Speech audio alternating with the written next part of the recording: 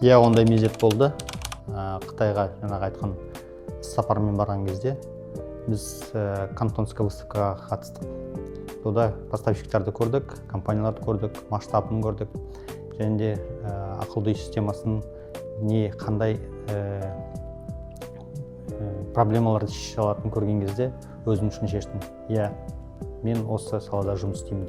Иллюзиялар, әрине болды ғой. Өйткені дегенмен бұл салада бизнеста тәжірибем болмағандықтан өзім бір қалып қалған бір стереотиптер болды. Бизнес деген осындай, ол не деген сияқты. Мен үшін бизнес деген өте бір күрделі нәрсе сияқты болып көрінді. Сондықтан кішкене қорқақтадым. Бірақ та ішіне кіріп кеткеннен кейін оның кәдімгі істеп жүрген іс екенін түсіндім, оған ешқандай қорқатын нәрсе емес екенін ұқтым. Иә, ең қиыны деген ол жаңа айттым ғой, 17 жыл бойы мұнай-газ саласында істедім. Жалақысы өте жақсы компанияда істедім, КПО. Ең қиыны маған сол зона комфортадан шығу болды. Өйткені үйреніп қалған жұмыс, үйреніп қалған коллектив, үйреніп қалған стандарт, өмір сүру стандарты, жақсы жалақы, жақсы жұмыс орны, жақсы достар деген сияқты.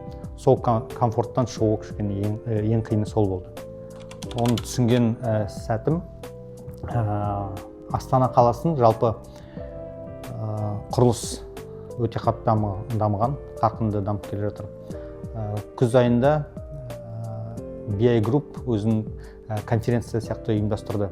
2020 жылы мен өзім бірінші пәтерімді алған кезде квартираға бірінші контракт бойынша кәдімгі клубтар тұрғанмын. Бірақ квартираға кілтті беретін кезде бізге уже ақылды клубтарды қойды. Ол ең бірінші сол этаптары болатын BI Group'ның үйлеріне ақылды клубтар қою.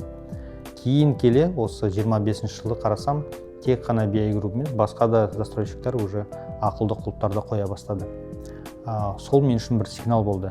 Яғни халық уже ақылды үй системаларына ауысуға жайлап уже дайын деген сияқты. Ол клуб деген бастамасы, келесі этап уже ақылды жарық, ақылды карниз, сол нарық уже дайын болғандықтан сол сұранысты адамдарға көмектесетін компания ашу керек екенін ұқтым сол кезде.